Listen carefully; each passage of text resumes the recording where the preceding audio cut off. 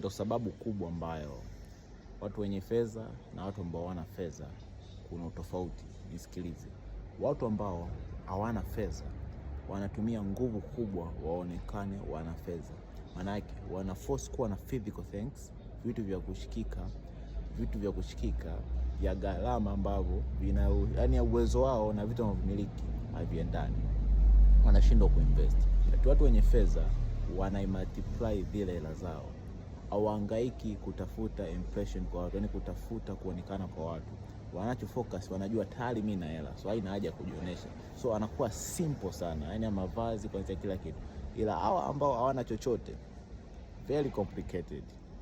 Simaanishi kuwa na hela ndio kuwa maskini. Unaweza kuwa na hela zako nzuri lakini bado una hela.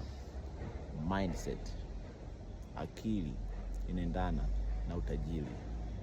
Utanielewa hapo.